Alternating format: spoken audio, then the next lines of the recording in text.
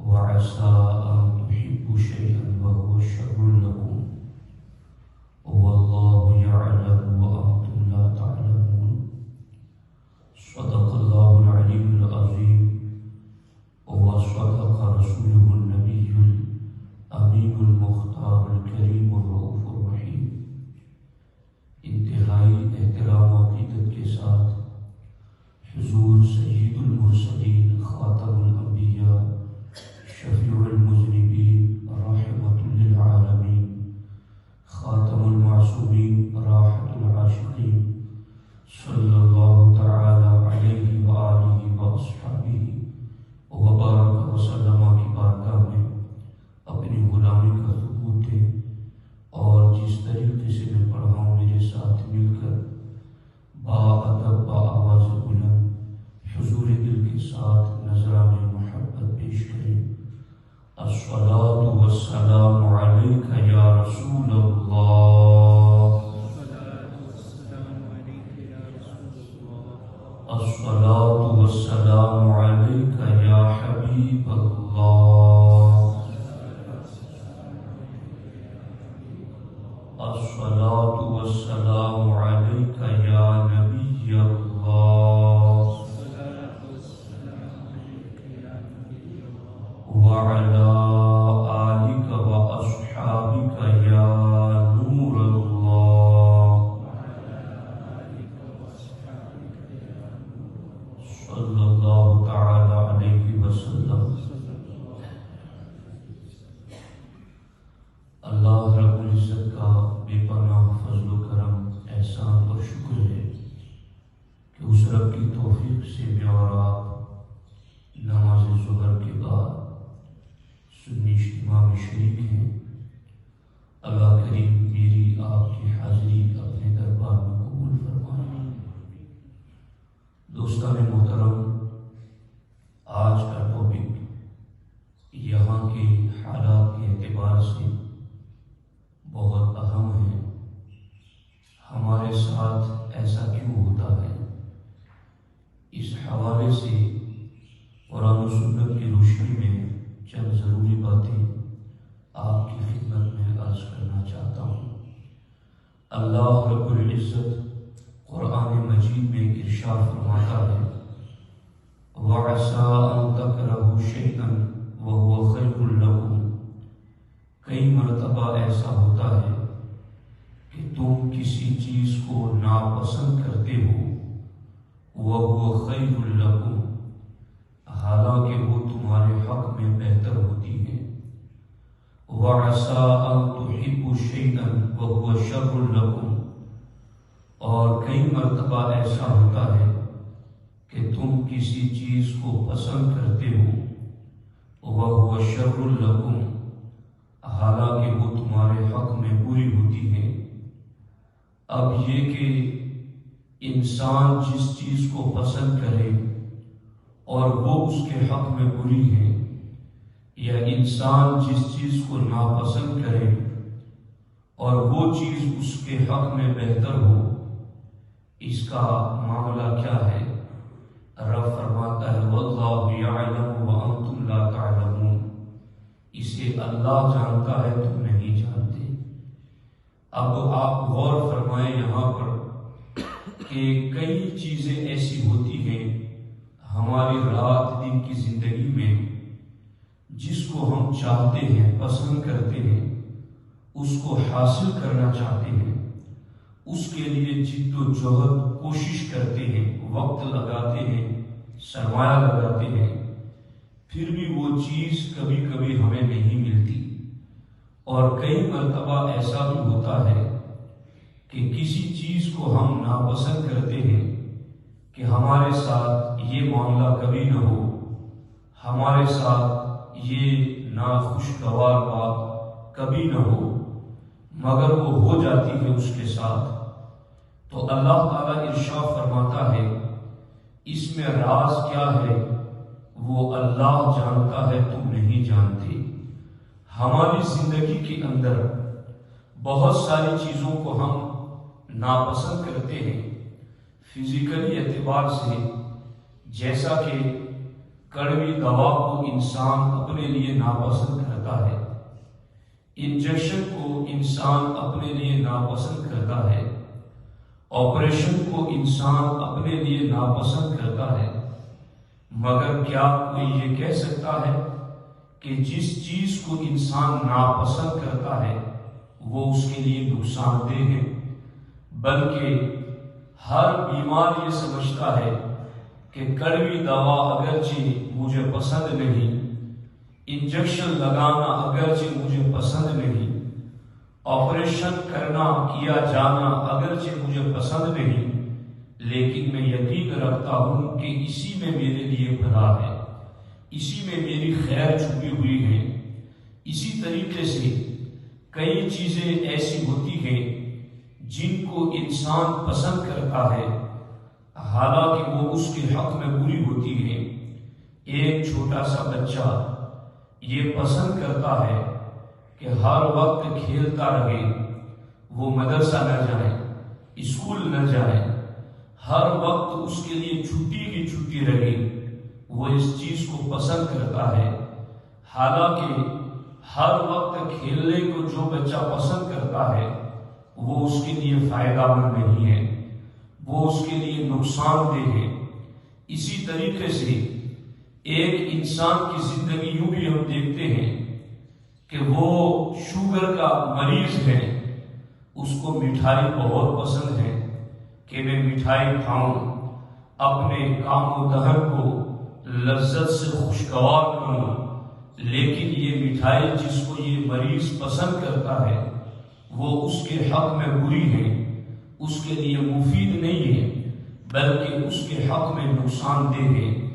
تو آپ دیکھ رہے ہیں کہ ایک چیز کڑوی دوا، انجیکشن لگانا، آپریشن کیا جانا، ان چیزوں کو انسان ناپسند کرتا ہے، مگر وہی چیز جس کو وہ ناپسند کرتا ہے اس کے حق میں بہتر ثابت ہوتی ہے۔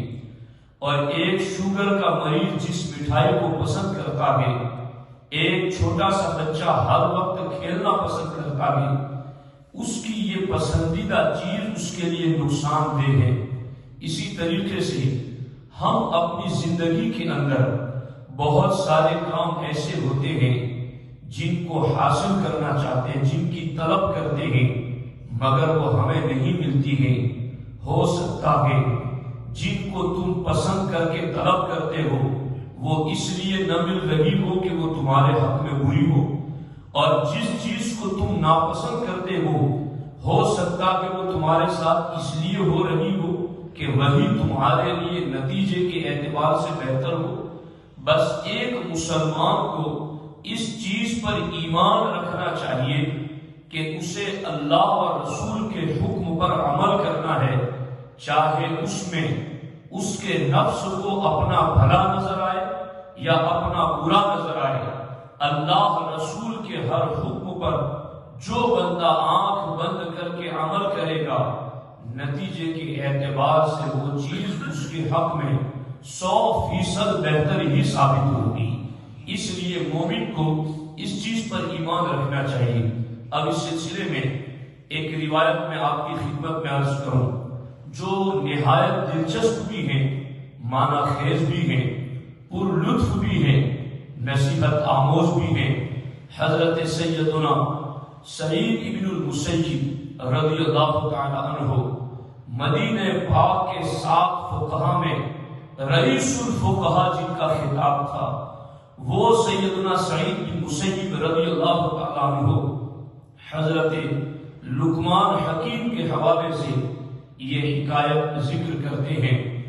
لقمان حکیم ہیں، ان کے نام کی پوری صورت اللہ نے قرآن میں نازل فرمائی ہے، اور رب نے قرآن میں کہا ہے وَلَقَدْ آتَيْنَا لُقْمَانَ الْحِكْمَةَ۔ رب فرماتا ہے لقمان کو سمجھنا چاہتے ہو تو اتنا سمجھ لو کہ ہم نے لقمان کو حکمت عطا کی ہے۔ رب فرماتا ہے کہ ہم نے لقمان کو حکمت دی ہے۔ اب لقمان رضی اللہ تعالی عنہ کی حکمت کیا تھی؟ ایک مرتبہ حضرت لقمان نے اپنے بیٹے کو پاس بٹھا کر ارشاد فرمایا میرے فرزند تجھے جو بھی مصیبت پہنچے اسے اپنے حق میں بہتر جان اور دل میں یقین رکھ کہ تیرے لیے اسی میں بھلائی ہے۔ اگرچہ بظاہر تجھے وہ مصیبت نظر آ رہی ہے لیکن حقیقت میں اسی میں تیرے لیے بہتری ہوگی۔ لقمان حکیم نے جب یہ نصیحت کی کہ مصیبت کو اپنے حق میں بہتر جان، مصیبت کو اپنے لیے بھلا بہتر یقین کر، اب آج آپ بھی سن رہے ہیں، آپ بھی سوچ رہے ہوں گے کہ یہ کیسے ہو سکتا ہے کہ ہر مصیبت کو ہم اپنے حق میں بہتر سمجھیں۔ انشاءاللہ الرحمن اس روایت کو اگر آپ نے دل دماغ سے سن کر دلوں میں جگہ دے دی تو جو کچھ آپ کے ساتھ آزمائشیں ہوتی ہیں انشاءاللہ ہر آزمائش پر آپ کو تسلی ملے گی، ہر آزمائش پر آپ کو سکون میسر ہوگا۔ آپ کبھی اللہ کے فیصلوں پر ناراضگی والا من نہیں بنائیں گے۔ حضرت لقمان فرماتے ہیں ہر مصیبت کو اپنے حق میں میرے فرزند بہتر سمجھ۔ تو فرزند نے کہا میرے والد محترم آپ کی بات میں نے سنی اور سمجھ بھی لی، لیکن یہ میرے بس میں نہیں ہے کہ میں ہر مصیبت کو اپنے حق میں بہتر سمجھوں، اس لیے کہ میرا یقین بھی ابھی اتنا پختہ نہیں ہے کہ میں آپ کی طرح ہر مصیبت کو اپنے حق میں بہتر اور بھلا سمجھ سکوں۔ حضرت لقمان نے کہا کوئی بات نہیں، اللہ کے نبی اس دور میں بھی زمین پر تشریف فرما گے، چلو میں تمہیں ان کی خدمت میں لے جاتا ہوں تاکہ ایک نبی کی فیض صحبت سے تمہارے یقین میں پختگی پیدا ہو جائے، تمہارا یقین کامل ہو جائے۔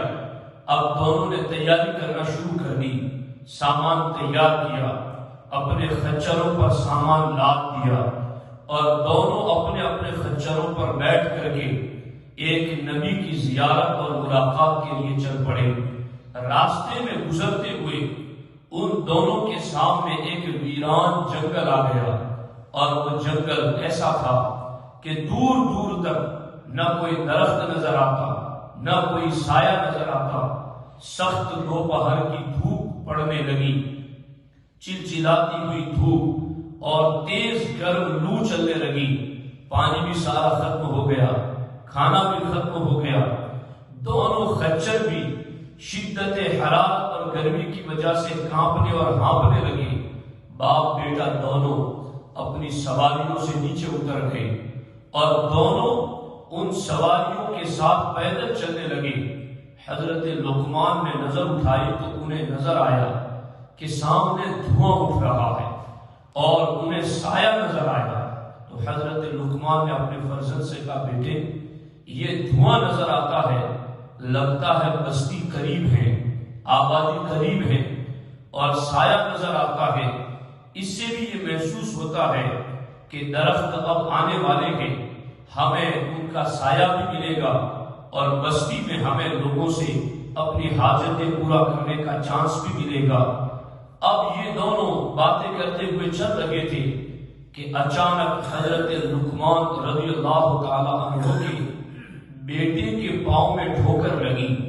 نیچے زمین پر جو ہڈی موجود تھی وہ ان کے بیٹے کے پاؤں میں اتنی سختی سے لگی کہ تلوے کو توڑ کر قدم کے اوپر ظاہر نظر آنے لگی۔ اتنی تیز ٹھوکر لگی کہ یہ ہڈی پوری قدم کے اوپر نظر آنے لگی اور بیٹا شدت درد اور کرب کی وجہ سے بے ہوش ہو کر زمین پر گرنے لگا۔ حضرت لقمان نے اسے سینے سے لگا دیا، اپنے امامے کا ٹکڑا پھاڑ کر کے اپنے بیٹے کی مرہم پٹی کی، اپنے دانتوں سے اس ہڈی کو نکالا، پٹی باندھی اور اس کا علاج کر رہے تھے۔ آنکھوں سے اشک جاری تھے، بیٹا بے ہوش ہے۔ چند آنسو جب بیٹے کے رخسار پر پڑے تو بیٹے کی آنکھیں کھل گئی۔ اس نے اپنے والد محترم کو روتے ہوئے دیکھا تو دیکھ کر کے عرض کیا ابا حضور آپ ہی تو کہہ رہے تھے کہ ہر مصیبت کو اپنے حق میں بہتر جان، ہر مصیبت کو اپنے حق میں بھلا اور بہتر سمجھ، تو یہ مصیبت ہمارے حق میں کیسے بہتر ہو سکتی ہے؟ اور میرے والد محترم، اگر یہ مصیبت بہتر ہی ہے تو آپ رو کیوں رہے ہیں؟ آپ آنسو کیوں بہا رہے ہیں؟ ایک باپ بیٹے پر آزمائش اتری، بیٹے پر مصیبت اتری، اس حوالے سے دونوں آپس میں مکالمہ کر رہے ہیں، اور باپ کی ہوئی نصیحت کے اگینسٹ بیٹا اپنی بات پیش کر رہا ہے۔ جب دونوں کی یہ چرچا ہونے لگی تو حضرت لقمان نے سمجھاتے ہوئے کہا، میرے فرزند، پہلی بات تو یہ ہے کہ میں کیوں رو رہا ہوں؟ اس کا جواب یہ ہے کہ میں ایک باپ ہوں، اور اولاد کا رنج اور غم میں مبتلا ہونا اور اس پر باپ کا ناک پر اشکبار ہو جانا، یہ ایک فطری عادت ہے۔ میں کسی بے صبری کی وجہ سے نہیں رو رہا، اللہ کے فیصلے اور قضا پر ناراضگی کی وجہ سے نہیں رو رہا، بلکہ ایک شفقت پدرانہ کی وجہ سے میری آنکھیں اشکبار ہو گئی ہیں۔ اور بیٹا، تم نے یہ پوچھا کہ یہ مصیبت اب ہمارے حق میں کیسے بہتر ہو سکتی ہے، تو میرے فرزند یاد رکھ، ہو سکتا ہے کہ کوئی بڑی مصیبت آنے والی ہو اور اللہ نے اس چھوٹی مصیبت کے ذریعہ اس بڑی مصیبت کو ٹال دیا ہو۔ یہ بھی بیٹا ہو سکتا ہے۔ اسی تصور کو اپنے ذہن و دماغ میں رکھ کر کے اس چھوٹی مصیبت کو بھی اپنے حق میں بہتر جان لو کہ بڑی مصیبت کو اللہ نے ٹال دیا اور اس چھوٹی مصیبت میں تمہیں مبتلا کر کے۔ حضرت لقمان کا بیٹا اس بات پر خاموش تو ہو گیا، مگر جب مرہم پٹی اور بات چیت کرنے کے بعد حضرت لقمان نے نظر اٹھا کر دیکھا تو اب وہ دھواں نظر نہیں آ رہا تھا، اب وہ سایہ نظر نہیں آ رہا تھا۔ حضرت لقمان نے کہا، لگتا ہے وہ کوئی سایہ اور دھواں نہیں تھا، وہ کوئی غیبی مدد تھی، اللہ ہماری مدد کرنا چاہتا ہے۔ جب یہ تصور اور سوچ آپ کے دل و دماغ میں آئی تو آپ نے اچانک دیکھا کہ ایک سفید عمامہ پہنے ہوئے، سفید لباس پہنے ہوئے، چت کبڑے گھوڑے پر سوار ان کی طرف تیزی کے ساتھ آ رہا ہے۔ جیسے ہی قریب پہنچا نظر سے غائب ہو گیا۔ آواز آنے لگی، تم ہی لقمان ہو؟ ہاں، میں ہی لقمان ہوں۔ تمہیں یہ لوگ حکیم کہتے ہیں؟ ہاں، مجھے لوگ حکیم کہتے ہیں۔ یہ تمہارا نادان بیٹا تمہیں کیا پوچھ رہا تھا؟ یہ تمہارا نادان بیٹا تم سے کیا سوال کر رہا تھا؟ حضرت لقمان نے کہا، تم کون ہو اور نظر کیوں نہیں آتے؟ کہا، میں جبریل امین ہوں، مجھے صرف نبی اور رسول دیکھتے ہیں، میں اس لیے تمہیں نظر نہیں آ رہا ہوں چونکہ پیغام لے کر کے میں نبی اور رسولوں کے پاس پہنچتا ہوں، اس لیے تم مجھے نہیں دیکھ سکتے۔ حضرت لقمان نے ان سے جب بات چیت کی تو جبریل امین نے کہا، اصل تمہارے بیٹے کا جواب یہ ہے کہ اللہ تبارک و تعالی نے مجھے فلاں بستی پر عذاب نازل کرنے کے لیے بھیجا تھا، اور اللہ نے مجھے کہا تھا کہ اس بستی اور اس کے آس پاس جتنے بھی بستے ہیں ان سب کو زمین میں دھسا دو۔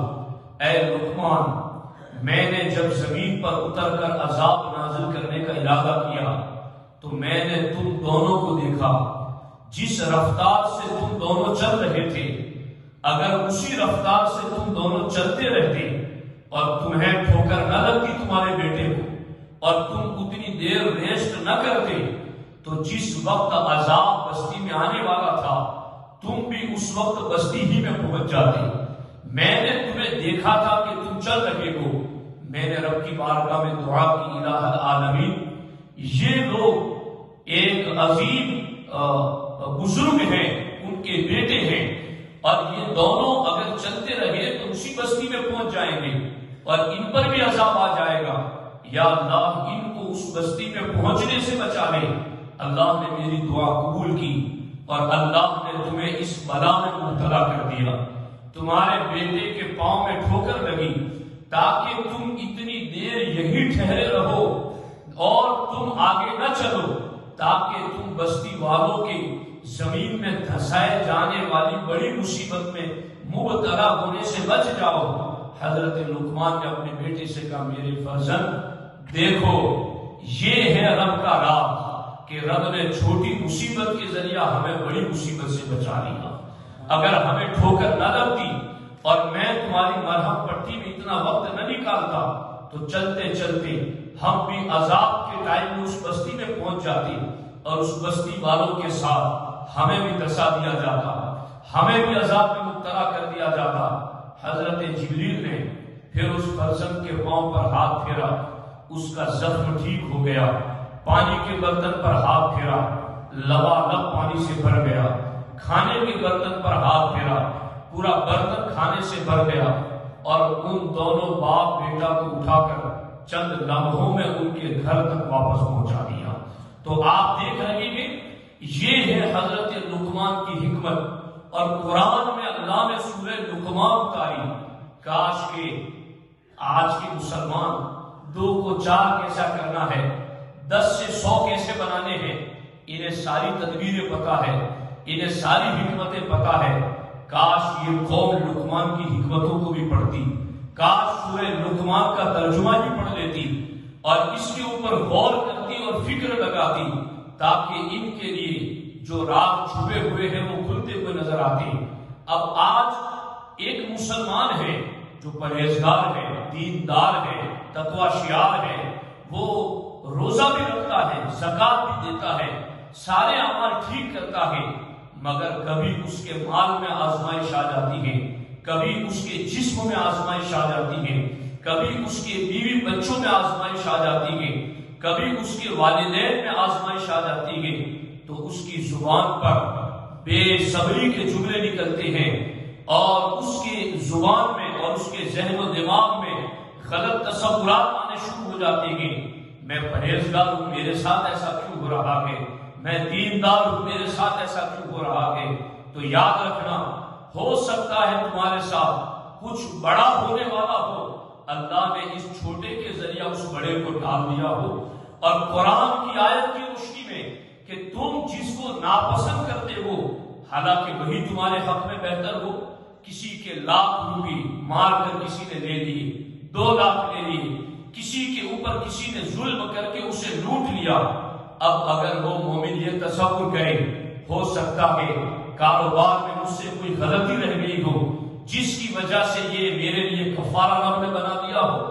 آپ نہیں جانتے, امام اعظم ابو حنیفہ نے ایک اپنے پارٹنر کو کہا تھا یہ کپڑوں کے تھان لے جا کر بیچ دو, اور یہ تھان جو ہے اس میں یہ عیب ہے, انہیں بتا دینا کہ اس میں یہ عیب ہے, تاکہ وہ اس کی قیمت اس کے دیکھ کر کے عیب کے مطابق لگا سکے. وہ گیا بیچ دیا, اسے تھان بھی یاد نہ رہا اور اسے بندہ بھی یاد نہ رہا کہ یہ تھان میں نے کس بندے کو بیچا. واپس آیا تو امام اعظم نے سب سے پہلے یہی سوال کیا کہ وہ جو تھان جس میں عیب تھا وہ تم نے بیچا تو تم نے بتایا تھا اس کو؟ کہا حضور وہ تو میں بھول ہی گیا. کہا چلو بھول گئے, لیکن جس کو بیچا تھا وہ بندہ یاد ہے؟ کہا وہ بھی مجھے یاد نہیں ہے.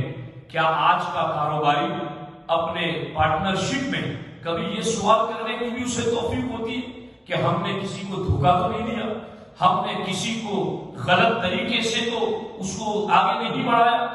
امام اعظم ابو حنیفہ نے کہا اگر تم تھان کا عیب بتانا بھی بھول گئے اور تم نے آگے سے جس کو بیچا ہے وہ بندہ بھی بھول گئے, تو اب یہ رقم مجھے اپنے پاس نہیں رکھنی. جاؤ جس بستی میں تم نے یہ سامان بیچا ہے اسی بستی کے غریبوں پر لے جا کر صدقہ کر دو. تو آپ غور فرمائیں, جب تجارتیں پاک باز ہوتی ہیں تو رب ان کی پارسائی کی حفاظت فرماتا ہے اور پھر ان کے دل بھی اتنے مطمئن ہوتے ہیں. غوث پاک محفل میں بیٹھے تھے, کسی نے کہا حضور آپ کا پورا جہاز جو سامان سے لدا ہوا تھا وہ سمندر میں ڈوب گیا. تو غوث پاک نے گردن جھکائی اور گردن جھکا کر کہا الحمدللہ رب العالمین. اس کے بعد تھوڑی دیر میں آپ کو یہ بتایا گیا حضور وہ آپ کا جہاز نہیں تھا, وہ کسی اور کا تھا, آپ کا جہاز تو بسلامت کنارے لگ گیا. آپ نے پھر بھی کہا الحمدللہ رب العالمین. تو غوث الاعظم دستگیر سے پوچھا گیا کہ حضور آپ نے مصیبت آنے پر بھی الحمدللہ پڑھا اور نعمت ملنے پر بھی الحمدللہ پڑھا, آپ نے ایسا کیوں کہا؟ تو غوث پاک کے دیوانوں, صرف 11ویں کھانے کے دیوانے مت بنے رہو. غوث پاک کی سیرت و کردار کو بھی اپنے سامنے رکھو۔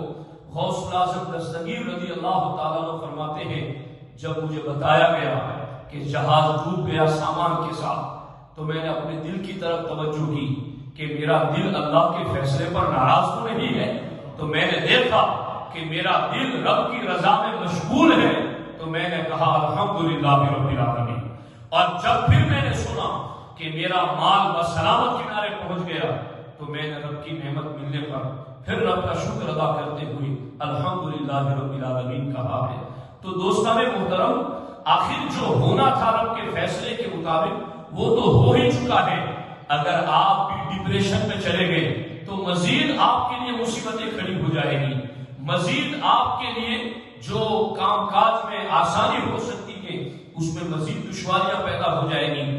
اس لیے اس نظریے کو اپنے ذہن و دماغ میں رکھ کر کے پھر آگے اپنی زندگی کا سفر طے کرنا شروع کریں۔ اب اس سلسلے میں دو باتیں مزید میں آپ کی خدمت میں عرض کرتا ہوں اور پھر گفتگو کو اختتام کی طرف لاتا ہوں، اس کو دھیان سے سنیے آپ۔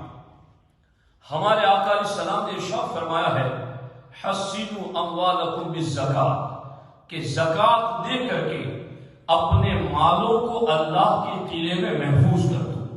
اب ایک بندہ ایسا ہے جس نے زکات کمپلسری ادا کی، کبھی کوتاہی نہیں کی، کمی نہیں کی، بلکہ اس کی عادت یہ ہے کہ زکات سے علاوہ بھی وہ کچھ نہ کچھ صدقات خیرات دین کے نام پر کرتا ہی رہتا ہے، مگر اس کے باوجود کبھی کبھی اس کا مال بھی غصب کر لیا جاتا ہے، لوٹ لیا جاتا ہے۔ ایسا بندہ پریشان رہتا ہے کہ آخر حدیث میں جو وعدہ کیا گیا ہے کہ زکات دوگے تو مال اللہ کے قلعوں میں محفوظ ہو جائے گا، تو جب ہم نے اللہ کے قلعوں میں محفوظ کر دیا تھا زکات دے کر، تو پھر یہ مال کیسے لوٹ لیا گیا اور کیسے اس میں خسارہ ہو گیا؟ تو اس سلسلے میں اس چیز کو سب سے پہلے اپنے ذہن و دماغ کے اندر یاد رکھیں۔ اللہ رب العزت کی شان یہ ہے، قرآن کہتا ہے لا یسأل عما یفعل وہم یسألون، اللہ جو بھی کرے اس سے کبھی پوچھا نہیں جائے گا کہ تو نے ایسا کیوں کیا۔ کبھی اللہ سے باز پرس نہیں ہو سکتی، وہم یسألون، اور ہر مخلوق سے پوچھا جائے گا مگر خالق سے نہیں پوچھا جائے گا۔ اللہ خالق کل شیء، اللہ ہر شے کا خالق ہے۔ اور یاد رکھنا ابلیس جس نے اتنی زیادہ عبادتیں کی تھی کہ اس کی عبادتیں پوری زمین پر پھیلا دی جائے تو ایک بالشت کے برابر بھی جگہ نہ رہے جہاں ابلیس نے سجدہ نہ کیا ہو، اتنی زیادہ عبادتیں، مگر ایک مرتبہ اس نے اللہ کے فیصلے پر کوسچن کھڑا کر دیا، اللہ کے فیصلے پر اعتراض کیا کہ یا اللہ تم نے ایسا کیوں کیا ہے۔ تو اب غور کرنا، کہیں ہم نفس کی شرارت میں یا کہیں شیطان کے بہکاوے کی وجہ سے رب کے فیصلے پر اعتراض نہ کر بیٹھے۔ ہماری عبادتیں اگرچہ لاکھوں کروڑوں کی تعداد میں ہو، لیکن اس کے باوجود ابلیس کی عبادتیں کتنی زیادہ تھی، مگر ایک مرتبہ اعتراض کیا رب کے فیصلے پر، ساری عبادتیں رد کر دی گئی اور خود اسے بھی جنت سے رد کر دیا گیا اور جنت سے نکال دیا گیا۔ تو سب سے پہلا پیغام تو ہر مسلم کے نام یہ ہے کہ وہ جو بھی عبادت کرے، کبھی وظیفہ پڑھتا ہے، اسے بتایا گیا تھا کہ اتنے دن وظیفہ پڑھو گے تو تمہیں یہ نعمت ملے گی، وظیفہ پڑھا لیکن وہ نعمت نہیں ملی۔ اسے یہ کہا گیا تھا کہ اتنا تم صدقہ کرو تو تمہارے لیے یہ ہوگا، اس نے وہ کیا پھر بھی اسے وہ نہیں ملا۔ اس طرح کی بہت ساری باتیں ہیں جو وہ کرتا ہے اس کے باوجود اسے نہیں ملتی، تو ایسے وقت اس کے ذہن و دماغ میں وسوسات آنے لگتے ہیں۔ تو خیر، وسوسوں پر تو کوئی پابندی نہیں ہے، خیالات پر تو کوئی پابندی نہیں ہے، مگر جیسے ہی وسوسہ اور خیال آئے فوراً اپنے آپ کو رب کے فیصلے کے سامنے جھکا دے اور وہ یہی کہے اللہم رضب بقضائک، اے اللہ میں تیرے فیصلے پر راضی ہوں، جو تو نے کیا وہ میرے حق میں بہتر ہی ہوگا۔ اگر میرے لاکھ روپے کوئی ڈکیت لے گیا ہے تو ہو سکتا ہے مجھے کوئی ایسی بیماری آنے والی ہو جس میں 10 لاکھ خرچ ہونے والے ہو، اور تم نے 1 لاکھ کی مصیبت ڈال کر کے اس 10 لاکھ کو بھی بچا لیا اور مجھے بیماری سے بھی بچا لیا. تو یہ بھی ایک سوچ ہے. اس لیے اللہ کے فیصلے پر اعتراض کبھی نہیں ہو سکتا. لا یسأل عما یفعل، اللہ جو بھی کرتا ہے اس سے کبھی کوئی سوال نہیں ہوگا. فعال لما یرید، اللہ فرماتا ہے فعال، مبالغہ کا صیغہ، لما یرید.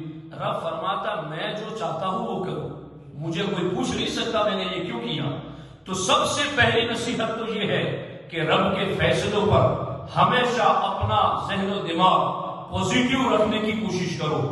مثبت انداز میں اللہ کے فیصلوں کی طرف ہمیں چلنا چاہیے تاکہ ہمارے ایمان اور عقیدے کی سلامتی رہ سکے. اور دوسری بات میں آپ کی بارگاہ میں یہ بھی عرض کرتا ہوں ساتھیوں، دعا کے بارے میں تو بالخصوص احادیث طیبہ میں آیا ہے کہ ایک بندہ دعا کرتا ہے یا اللہ مجھے یہ دے دے، یا اللہ یہ میری مصیبت دور کر دے، مگر اس کو نہیں دیا جاتا ہے. اور دوسری طرف ایک فاسق و فاجر اور بدکار ہے، وہ جو مانگتا ہے اسے مل جاتا ہے. حدیث پاک کا مفہوم ہے جب وہ بدکار بدعمل مانگتا ہے تو رب فرشتوں کو کہتا ہے یہ جو مانگ رہا ہے اس کو فوراً دے دو، اس لیے کہ اس کی آواز سننا مجھے پسند نہیں، دے دو اس کو تاکہ یہ دوسری مرتبہ میرا نام نہ لے.